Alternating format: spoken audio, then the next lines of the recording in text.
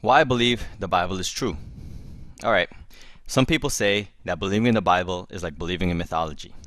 Some people say the Bible is only written by humans, therefore unreliable.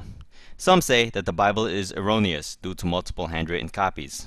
Now, is that true? Let's see. This is why I think the Bible is true. Number 1. 39 different writers from different time eras and generations of 1500 years apart from different cultures, continents, languages, educational backgrounds, occupations. They all wrote about their experiences and characteristics of God in a uniform manner.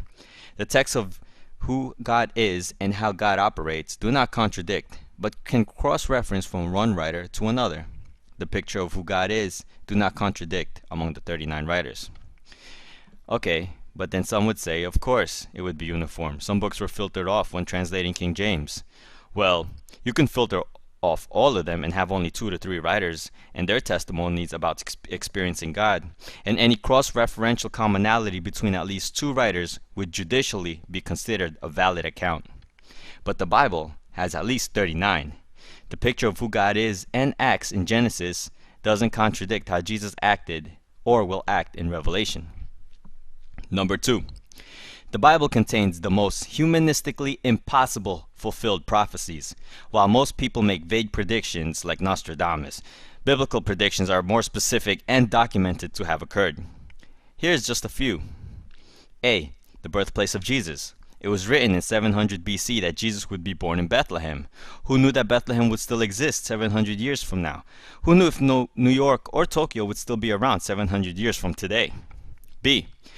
Jesus would come from Egypt as predicted in 700 BC by Hosea. C.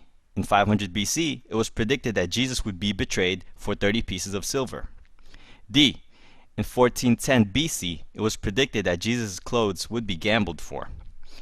In around 700 BC, also by Isaiah, it was predicted that Jesus would be whipped and beaten. F.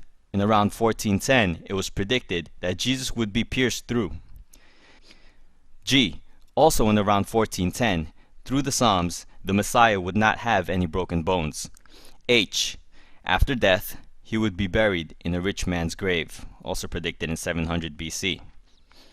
See, Jesus actually fulfilled more than 48 prophecies. The chances of filling just 8 of those prophecies, such as those mentioned above, by any human would be 10 to the 17th power. That's like the chances of filling the entire area of Texas with 2 feet of silver dollars, marking one coin, randomly dropping it anywhere in Texas, blindfolding a person, and then have that person randomly choose one coin, and that one coin would be the marked one. If Jesus was faking the prophecies, would he have the power to manipulate where he was born, events of his life, or where he would die? Okay, so what if those prophecies were just inserted in the Old Testament? Well, that's what many thought until the Dead Sea Scrolls were found. In the scrolls were the writings of the Old Testament, verifying today's versions are well preserved. How did they know they were not manipulated? Within those scrolls were coins, currency dating 100 years before Christ. No one had touched or manipulated those scrolls ever since. Why? Because if that had been the case, all the money from that civilization would have been confiscated. 3. The Gospels are accurate. How do we know the Gospels are accurate? A. At a time when followers of Christ were being killed, would the disciples decide one day to make up a figure and pretend Jesus fulfilled all those prophecies? Would people die for something they knew was a lie? B. At a time when followers of Christ were being killed, would people continue to mass-produce manuscripts about a resurrected Jesus, knowing that believing in such would cost them their lives? C. At the time, there were enough witnesses to see Jesus die, and also to see Jesus resurrect. Thus, in the process and reproducing of manuscripts, if Jesus didn't resurrect, would not someone have edited it to show what actually happened? That Jesus really probably didn't resurrect? Same as 9/11. If someone wrote something wrong, it would easily be edited out before further production. But there are a lot of manuscripts. D. Even though a variety of people have recorded different aspects of an event, it doesn't nullify that the events didn't happen. Just because people have different accounts of what happened to them during 9/11 doesn't mean 9/11 didn't occur. Just because people have different accounts of what happened when Jesus lived, died, and resurrected doesn't mean they didn't occur. Remember, the commonality among multitudes of accounts verify that the details of a certain event is real. E. If the disciples made up the Gospels, they could have easily used more popular names such as Peter, Mary, or Andrew, but instead they chose a tax collector and a fisherman.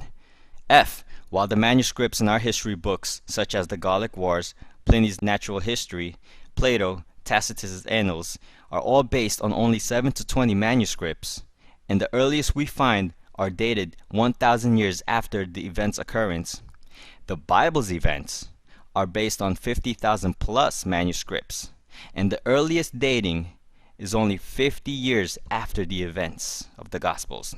The book of John is found in Egypt. The earliest manuscript we have is 125 AD. Okay, number 4. The Bible contains scientifically advanced statements for its time. For example, A. In 700 BC, it was already written that the earth is round. By the way, in Hebrew, the word circle came from a word that means spherical. The word sphere didn't exist in 1612. B. In 2000 BC, it was already written that the earth hangs on nothing and sits on nothing, while some people believed Atlas or an elephant carried the earth. C. In 600 BC, Jeremiah already wrote that the stars are innumerable. Ancient scientists such as Hipparchus and Kepler thought that the stars could not be numbered. Not until a telescope was invented was the Bible proven correct. D. In 2000 BC, someone had already recorded there are underwater springs. How would anybody have known that? C. Around 935 BC, King Solomon recorded that the winds travel in circular motion.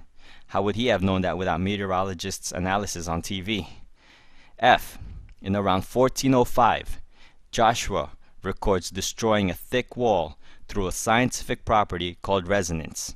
How did Joshua or the writer know that constant resonance, the same resonance that Paul Linings discovered in 1928 that collapses a bridge, would cause a thick city wall to come down? And not only that, how would Joshua or the writer know that sound oscillations are so powerful enough that it can cause massive destruction, just like subwoofers? So, do you really think humans back then made up these scientific facts? Then if you look at other books, let's say the Quran, it reveals some unscientific facts, such as in Surah 1886, it says that this person traveled far enough to where the sun goes and into the earth, and the sun goes into a muddy spring. That's not scientifically accurate. Number 5. Archaeology. Archaeological findings support that the biblical records are accurate. Many critics try to belittle the Bible by saying, "Oh, where's Babylon? Where's Nineveh? Where are those external writings about the all-famous King David? Or Jesus Christ? Or anybody ever said Jesus Christ is God outside of the Bible? If the Bible is so real, why don't extra biblical references exist?" Well, we have unearthed Babylon. We have unearthed Nineveh. In 1995, a stone with King David's inscription was discovered, and that even Time magazine wrote about it. In December 2005, a church was unearthed in Megiddo that had on it described a dedication which says, "Akeptis, the devout, dedicated the table of God, Jesus Christ, as a memorial," which you can find more information about on foxnews.com. And also, a famous archaeologist, Dr. Nelson Gluck, he said, "It may be stated categorically that no archaeological discovery has ever controverted a biblical reference. Scores of archaeological findings have made it which confirm in clear outline or in exact detail. Proper evaluation led to amazing discoveries." See, the Bible's accuracy is so well trusted by many archaeologists that it even has been used as a map to make many more discoveries. Okay, so in conclusion, what other book, religious book, mythology book, contains all these attributes? See, this is why the Bible is not just a book or collection of books. It was written and inspired by a higher being. Like all things, there is a purpose. While all religions tell you to earn your righteousness with a checklist of do's and don'ts, the Bible teaches that you can never complete the checklist to solve your problem of sin.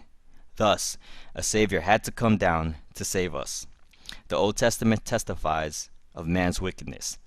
The New Testament testifies of a risen Savior and a forgiving God. Thank you.